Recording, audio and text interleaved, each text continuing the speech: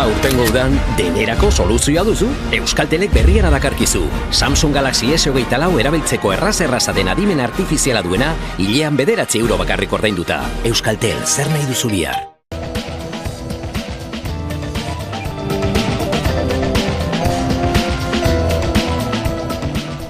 Datorren ikasturtea mobilizazioekin hasiko dute hezkuntza publikoko ikasleek. Esteila, Sanpe, AFAFNA, LAB, Komisiones Obreras Zela eta UGT sindikatuek iraiaren 26an greba egitera deitu dituzte.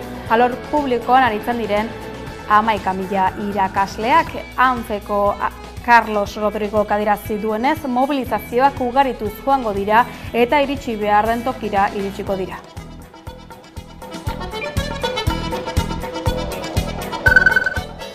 Gaur Iruñean, Gasteizen, Donostian eta Bilbon sindikatuetako ordezkariak kalera atera dira beste behin euskal preso, ieslari eta deportatuen etxeratze bidean berresten direla esateko. Sare herritarrak pasaden ekainaren 15ean bete zuen bere 10. urteurrena eta urteotan egin duen ibilbidea zoriontzeaz gain argi utzi nahi dute bakearen, konponbidearen eta elkarbizitzaren bidean sare herritarraren ondoan jarraituko dutela hemendik aurrera ere.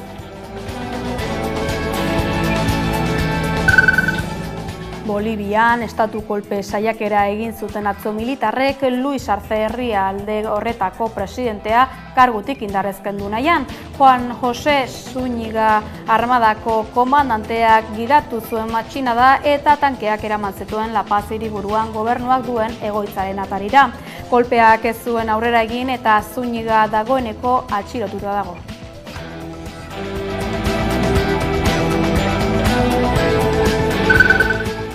Bizkaiko auzitegiak 4 urteko kartzela zigorra ezarri dio Bizkaiko emakumezkoen futbol talde bateko entrenatzaile bati 2022an 14 urteko neskato bati sexu abusuak egitea leporatuta. Euskal Autonomia Erkidegoko Justizia Auzitegi Nagusiak ostegun honetan jakitera eman duenez, Bizkaiko auzitegiaren ebazpenak frogatutzat eman du 2024ko ekainaren 14ko arratsaldean akusatuak topaketa bat bilatu zuela adingabearekin. Ebazpena ez da irmoa eta Euskal Autonomia Erkidegoko Justizia Auzitegi Nagusian errekurritu daiteke.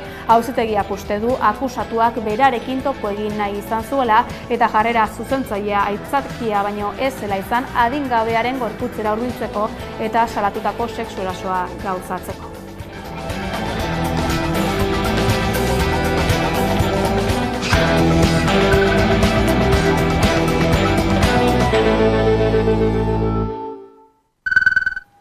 Arratsalde on deizuela, Nafarroako hezkuntza publikoko sektore mailan ordezkaritza duten sindikatu guztiek greba deitu dute hezkuntza ez unibertsitarioan datorren irailaren 26ko ikasturte hasieraren testuinguruan. Zehazki irailean zehazten hasiko diren foru gobernuaren datorren urteko aurrekontuetan beraien aldarrikapenak islatzea nahi dute. Esteilas, ANPE, AFAFNA, LAB, Komisiones Obreras Zela eta UGT sindikatuek elkarrekin goizean egin duten agerraldia nabarmendu dutenez, irakasleen eskariei aurre egiteko dirurik ez dagoela adierazi diete Hezkuntza Departamentuarekin egindako bilera guztietan. Hori guztia dela eta 2025erako Nafarroako aurrekontuak lantzen hasiko direla baliatuta ekiteko unea dela uste dute. Nafarroko Hezkuntza Publikoko sindikatu guztiek gaur eskaini duten prentsaurrekoan 2024ko irailaren 26an unibertsitateaz kanpoko irakasle guztientzako greba deialdia iragarri dute. Sindikatuek Nafarroko Gobernuari eta Hezkuntzako Departamentuko zuzendaria den Carlos Jimenori negoziatzea eta irakasleen baldintzak hobetzea eskatu diete. Ane APZ-etxeak Esteilasekoa salatzen dituzten arazoak plazaratu ditu. Irakasleek hasieran salatzen genituen arazo berberak ditugula. Lan gainzama, gehiegizko ratioak, erosalmenaren galera eta plantillen ezegonkortasuna. Jakina denez, gai horiek guztiek eragina duten Nafarroako hezkuntza sistema publikoaren kalitatean. Aipatutako arazoak parlamentuko taldeei ere helarazi zaizkie, eta horiek bat egin dute irakasleek dituzten arazoei aurre egiteko eta irtenbideak negoziatzeko beharrarekin. Irailean 2025erako Nafarroko aurrekontuaren osaera abian jarriko denez, ekiteko unea dela uste dute sindikatuek. Horretarako mobilizazio dinamikarekin hasiko dira. Ildo horretan, iragartzen dugu irailean irakasleen ordezkaria garen sindikatu guztiak mobilizazioekin hasiko garela.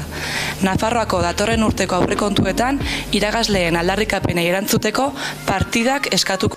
Argi utzi dutenez, ikasturte hasieran mobilizazioak gutxinaka ugarituko dira, eta sindikatu guztiek bateginik lehenengo greba eguna irailaren 26an eginen dute.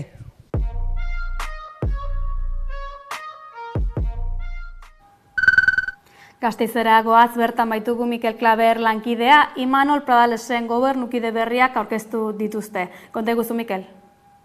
Araba eta Gipuzkoako foru aldundietako gobernuetan izen berriak sartuko direla iragarri dute azken egunotan. Izan ere, Arabako foru aldundiaren parte zen Amaia Barredo eta Gipuzkoako foru diputatua zen Maria Ubarretxena Imanol Pradalesen gobernukide bilakatu dira. Gauza korrela, Noemi Agirre izango da Amaia Barredoren ordezkaria Arabako foru aldundiaren nekazaritza departamentuan. Felix Urkola izango da Ubarretxearen ordezkoa bide azpiegiturak eta lurralde estrategiako departamentuan. Eusko Jaurlaritza berriaren osaketak aldaketak ekarri ditu Araba eta Gipuzkoako foru aldundietako gobernuetara. Izan ere, orain arte gobernu hauetako parte ziren Amaia Barredo eta Maria Ubarretxena Imanol Pradalesen gobernuaren parte izatera pasa dira. Elikadura, landagarapen, nekazaritza eta arrantzako sailburu berria da Barredo. Ubarretxenak beraldetik, gobernantza, administrazio digital eta autogobernu sailburuaren kargua hartu du. Noemi Agirre izango da Arabako nekazaritza foru diputatu berria Amaia Barredoren lekukoa hartuta. Orain arte EAJko zinegotzia zen Agirre dulantzin. Hemendik aurrera nekazaritza gaiekin arduratuko da Aldundian. Nekazaritza elkarteek espresuki eskatutako kargua. Aldaketa honek foru gobernuaren berregituraketa suposatu du. Ekonomia garapen eta berrikuntzarako foru diputatuak, Sarai Zaratek, bere gain hartuko ditu jasangarritasun eta trantsizio energetiko eskuduntzak, orain arte Barredoren ardura zirenak. Maria Ubarretxenak Gipuzkoako foru aldundian utzitako lekua Felix Urkolaren esku geratuko da. Bera izango da bide azpiegituretako eta lurralde estrategiako diputatu berria. Lazkaoko alkatea izan zen Urkola, eta Aider Mendoza diputatu nagusiaren kabinete buru lanetan aritu da azkeneko legealdian. Gaur Euskal Herriko gehiengo sindikalak deituta elkarretaratzak egin dituzte Euskal Herriko 4 hiriburuetan. Sindikatuek euskal preso ieslari eta deportatuen etxeratzea eskatu dute. Ez, salbuespenik ez! Ez, salbuespenik ez! Ez, salbuespenik ez!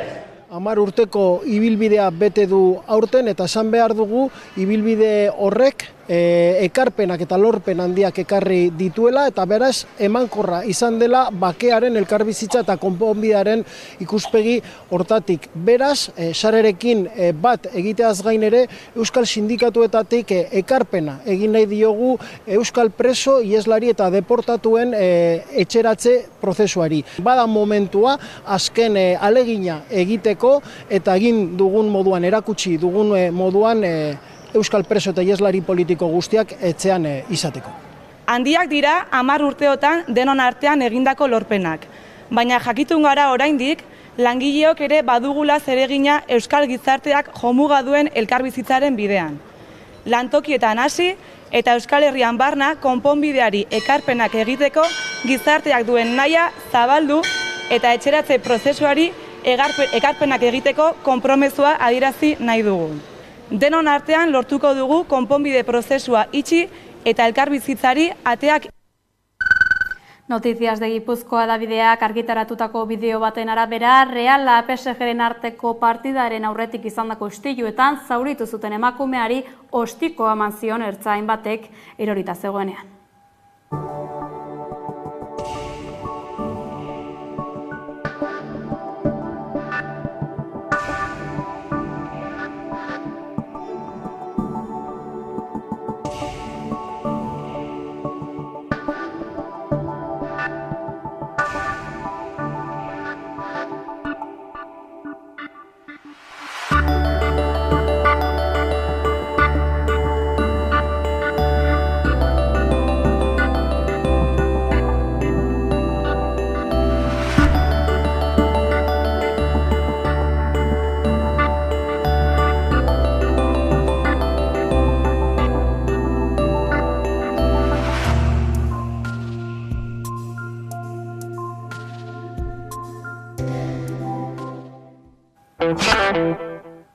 Arartekoak adierazpen instituzional bat argitaratu du ostegun honetan, ostiralean ospatuko den LGTBI harrotasunaren eguna dela eta ohartarazi duenez LGTBI kolektiboak indarkeria, jazarpen eta larderia gehiagori egin behar dio aurre Europan zenbait gizarte sektoretan nahi ez den polarizazioaren ondorioz.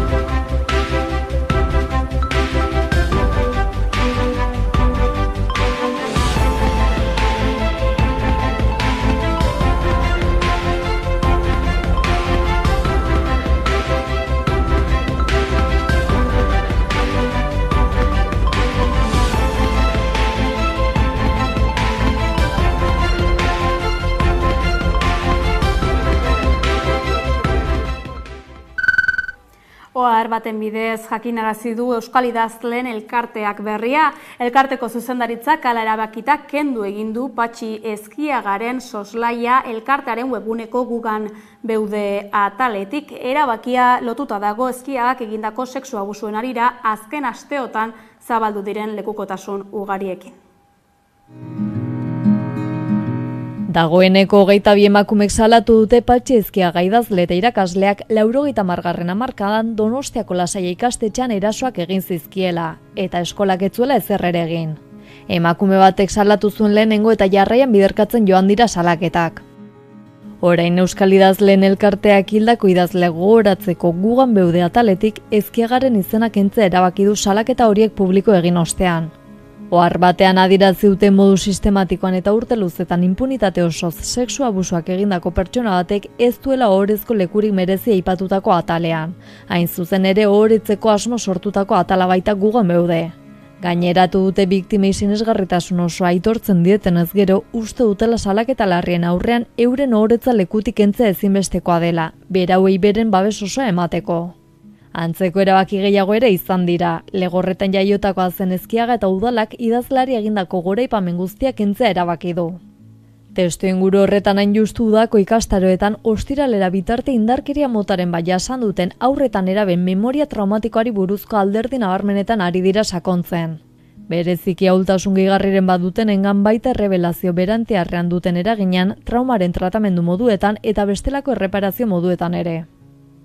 Era berean horrelako erasoak ekidin asmoz eta udako jaiak hasita daudela sexu erasoen aurkako protokoloak berrikusiko dituzte Emakundek, Eudelek eta hiriburuetako alkateek. Esperientziak partekatuko dituzte prebentzioaren alorrean zer hobetu daiteken ikusi eta erasoa gertatzen den kasuetan eman beharreko erantzunaz ere arituko dira. Miren Elgarresta Emakundeko zuzendariaren arabera, horrelako kasuen aurrean prebentzioan lan egita da gakoa.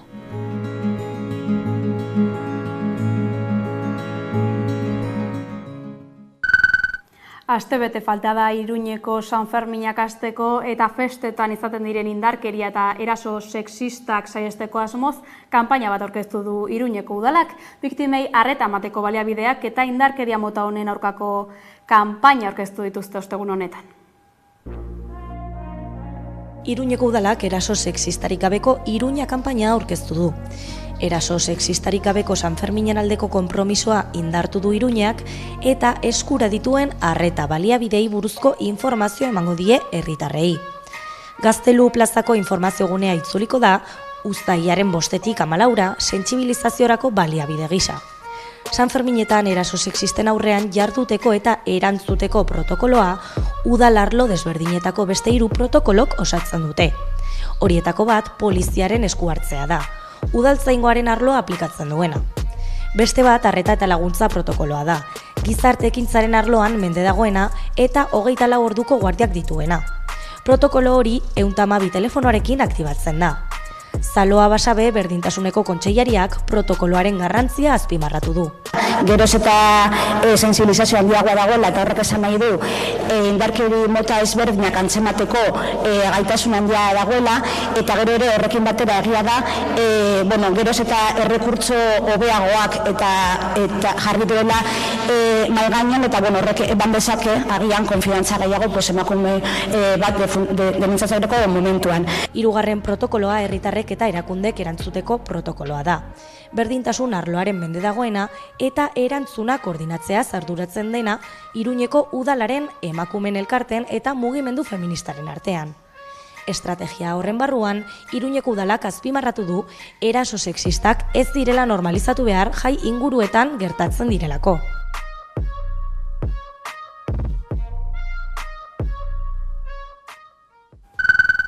Aita Mariontzian, Salvamento Maritimo Humanitario izeneko gobernuzkanpoko erakundearekin lanean ari da Isa Egiguren kazetaria. Lan eta lan dabiltza hemendik egun gutxira Mediterraneorantz abiarazteko. Aita Marik guztira 150 pertsona erreskatatu ahal izango ditu. Entzun. Egun hauetan ez dago atsedenik Aita Mari erreskate humanitarioko ontzian. Pasaian kokatuta seinaleak berritzen ari dira, margotzen, jada misiorako janaria erosi dute eta batez ere 2 aste baino gehiago daramate entrenatzen. Tripulazioko 8 profesionalez gain, 3 sorosle, 2 erizain eta kazetari bat, guztiak voluntarioak, erreskate mota desberdinak entrenatzen dituzte, egon daitezkeen zaurituak kontuan hartuta. Errefuxiatuentzako arropa, edalontziak eta baxera ere prestatzen dituzte eta suterik izan ez gero protokoloak ensaiatzen dituzte. Dena gutxi da Euskal Atunontzi txikiarentzat. Aita Mariren eskifaiak ez du atsedenik hartzen egun hauetan behar duen baimenak lortu arte. Dena ondo badijoa, uztailaren hasieran aterako dira Mediterraneo erdialdera. Gogoratu behar da, azken misioan, otsailean izan zana, 40 pertsona lortu zutela erreskatatzea. Gasteizeragoa zueltan, Anbisa Gasteizko udalura kudeatzen dituen enpresan, astebeteko greba egingo dute jendaurreko arretan. Mikel Klaber. Uztailaren 1 eta 7 bitartean greba egiteko deia egin du ELA sindikatuak Gasteizko udal urak kudeatzen dituen Anbisa enpresan. Jendaurreko arreta lanak egiten dituzten 7 langileak dira grebara deituta daudenak. Hauen enpleguak egonkortzea eta langile gehiago kontratatzea aldarrikatu du sindikatuak. Azpi kontratatutako enpresa izan da Gasteizko udalaren inplikazioa aldarrikatu dute ere langileek. Astebeteko greba deialdia egin du ELA sindikatuak Gasteizko Anbisa enpresako jendaurreko zerbitzuan. Uztailaren 1 eta 7 bitarteko greba deitu du sindikatuak Gasteizko udal urak kudeatzen dituen enpresan. Salatu dutenez, bezeroak hartatzen dituzten 7 langileen baldintzak kaskarrak dira, lanpostuak ere arriskuan daudelarik. Langile hauek ez daukate lanaldi osorik, beraien borondatearen aurka 6 ordutara lan egiten dute. Badaude langileak ez daukatenak finko edo kontratu mugagaberik ere. Gainera hemen pasatzen dana da, azpikontratatuta egonda, Anbizak 2-3 urtean behin ateratzen du pliegotara, konkurtsora zerbitzu hau. Eta langile hauek ez daukate subrogazio eskubiderik, hau da, 2 urtero, gutxi gora bera, beren lanpostua kolokan daude. Subrogazio eskubide hori bermatzea aldarrikatzen dute langileek. Lan baldintzak hobetuz, zerbitzua ere hobera egingo duela baieztatu dute. Greba hau da, enpleguagatik lanpostua sortzeko, lanpostuak egonkortzeko eta lanpostuak lanaldi osora bilakatzeko. Ezinbestez, langile gehiagorekin zerbitzu hobea ematen zaio Gasteizko herritarrari eta guk uste dugu greba ildo horretik doala. Azpikontratatutako zerbitzua izanik, Gasteizko udalaren inplikazioa eskatu dute langileek. Uste dugu Gasteizko udala bezalako instituzio potente batek, askotan entzuten dugun, lanpostuak egonkorrak izan behar direla, prekaritaterik ez dela sustatu behar, bera dabil prekaritatea sustatzen, ez? 6 ordura lanean langileak eukita 1.100 euro gutxi gora bera kobratzen, nik uste hori prekaritatea dela, eta Gasteizko udalak badauzka erramintak kasu honetan, kasu konkretu honetarako, prekaritatearekin behintzat eremu honetan bukatzeko. Enpresa zein udalarekin negoziatzeko borondatea erakutsi dute. Bien bitartean, astebeteko grebari ekingo diote astelenean Anbizako arreta presentzial zein telefonikoaren zerbitzuan. Ia 80 egun greban eman ondoren Bilbobuseko langileak lanera itzuli dira gaur.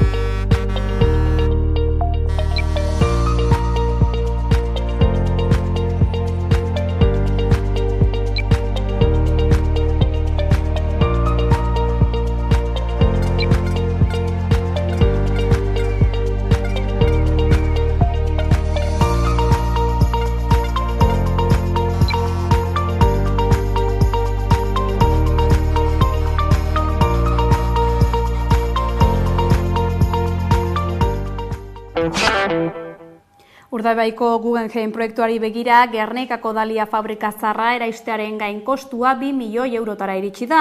Ekologista taldeek salatu dutenez, diputaziotik sustatutako beste kontratu batzuk eta eskualdeko plan estrategikoa egiteko laguntza teknikoko zerbitzua gehituta, gain kostua zehaztutakoa baino 4 aldiz handiagoa da.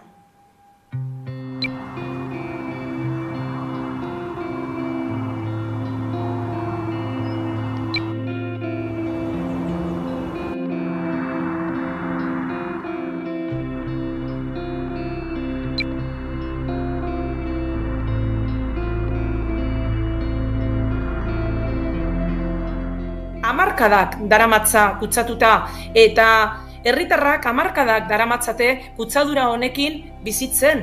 Beraz, guretzako berri on bat izango litzateke olako partzela guztiak, fabrika guztiak garbitzeko intentzioa izatea. Kontua da zein helbururekin egiten diren garbiketa hauek. Lurzoruaren kalitate txosten bat egiten denean, txosten hori egiteko jakin beharra dago zein den etorkizunean lurzoru horri emango jakon erabilera. Eta hori da hemen falta zaiguna. Kalitate txostena badago, baina emango zaion helburua lurzoru horri ez, eta hori da publikoki esan beharko luketena.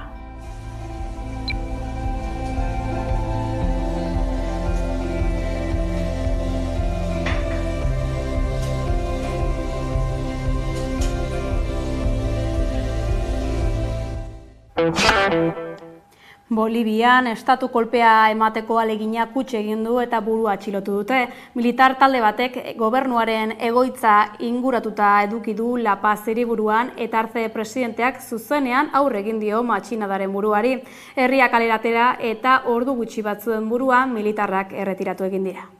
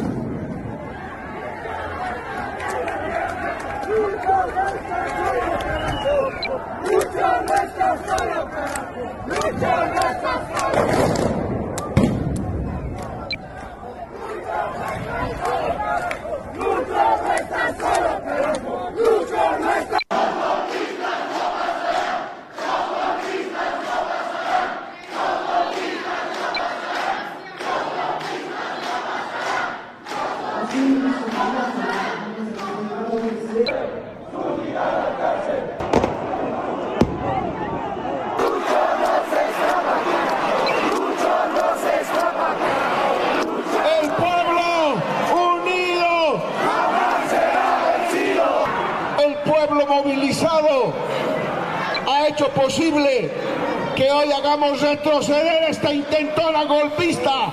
¡Gracias, pueblo boliviano! Nadie nos puede quitar la democracia que hemos ganado en las urnas y en las calles con sangre del pueblo boliviano, hermanos. Morir antes que esclavos vivir. Jarraian kultura gaietara egingo dugu salto. Iraiaren 14an Urretxun hasiko da 4 urtetik behin gauzatzen den Gipuzkoako bertsolari txapelketa. Final aldiz abenduaren 14an jokatuko da Donostian. Badator Gipuzkoako bertso txapelketa. Iraiaren 14an hasiko da Urretxun. 3 hilabete iraungo ditu txapelketak eta finala abenduaren 14an jokatuko da Donostiako Ilunben. Sailkapen fase baten ostean bertan da Gipuzkoako bertsolari txapelketa. 58 bertsolari ariko dira kantuan. Urretxun hasi eta Donostiako finalera bitarte 16 saio jokatuko dira. Txapelketan kantuan ariko diren 58 bertsolarietatik 34 bertsolarik udaberren jokatu zen Gipuzko bertsotan sailkapen fasean eskuratu zuten txapelketarako txartela. Gainontzeko 14 bertsolariek duela 5 urteko txapelketan eskuratu zuten txartela. Hori ez gain 15 gai jartzaile 16 epai eta 4 idazkari eta laguntzaile ugari izango dira txapelketan lanean. Guztira 16 saiok osatuko dute txapelketa, 3 fasek eta finalak, 7 final 8 5 final laurden, 3 final aurreko eta finala jokatuko dira. Azkenekoz 2019an jokatu zen Gipuzkoako bertsolari txapelketa, eta Beñat Gaztelumendik eraman zuen txapela, buruz burukoan agin labururekin aritu ostean. 5 urteko utxunaren ostetik baina heldu da txapelketa urteurren berezian. Izan ere Gipuzkoa bertsotan sailkapen fasean bezala, Gipuzkoako bertsolari txapelketan ere Gipuzkoako lehen bertso eskolaren 50. urteurrena izango dute gogoan. Udaberriko faserako sortu zuen irudiari 3. dimentsio bat eman dio Unai Gaztelumendik. Eta dagoeneko bertso saio guztietako sarrerak salgai daude www.bertsosarrerak.eus webgunean. Hoi bezala bertsozale elkarteko bazkidek eta gazteek prezio berezia izango dute sarreretan. Tanorkera mangintuen, Sabel barruan bianai. Ostegunero moduan, Gaizka Izagirre Pantaiak Euskarazeko kidea dugu gurean, adi udaurretiko azken gomendioak dakartza eta. Kaixo, hemen gatoz berriro ere euskerazko estreinaldi nabarmenak aipatzera.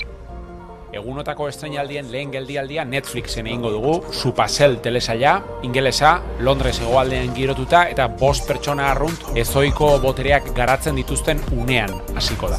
Filminetik Loveless, 2017ko Cannesko zinemaldiko epaimaiaren sari nagusia eta nazioarteko film honenaren Oscar sarietarako izendatuta egon zen pelikula. Dibortzio desatsegin baten erdian dagoen bikote batek bere semea aurkitzeko indarrak batu beharko ditu, haien eztabaida baten erdian desagertu egin baita. Forsama latzgarria, dokumental onenaren Oscar sarirako izendatua izan zena, ama gazte batek bere alabari bidalitako maitasun gutun batek Siriako Alepoko 5 urteko gerrako bizitzaren istorioa kontatzen du. 5 urte horietan maitemindu, ezkondu eta sama erditzen du, ingurunoan hondamendia eta gatazka duen bitartean. Primeranen, Jon Mikel Fernandez Elorzek zuzendu duen Bi Arnas dokumentala, historia honetan 2 arnasketak kontatzen dira. Iratxe Sorzabalena eta Mari Nieves Diazena, Iratxeren amarena. Biek, bakoitzak bererara, torturak eragiten duen arnasarik eza jasan dute, beste sufrimendu askorekin batera. Torturari buruzko testigantza da Bi Arnas. Inoiz eskaini ez den injustizia eta elkarrizketaren isla. Eta, amaitzeko, denboraldi honetako azken bideoa denez, udan iritsiko diren zenbait izenburu aipatuko ditugu. Helduentzako gauzak bikoizten ari dira, benetan pozgarria.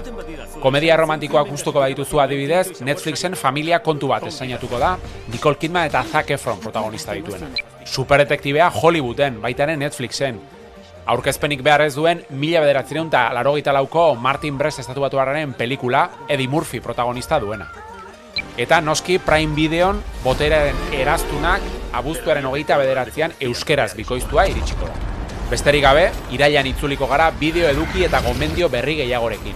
Bitartean badakizue, udan ere pantailetan euskaraz gozatu. Gogoratu, asteko estreinaldi guztiak zeintzuk izan diren jakin nahi izanez gero, zernonikusi.eus webgunea daukazuela. Onaino kontatzeko geneukana, hainu beren eskutik zutan kantarekin adio izango dizuegu, ongiza.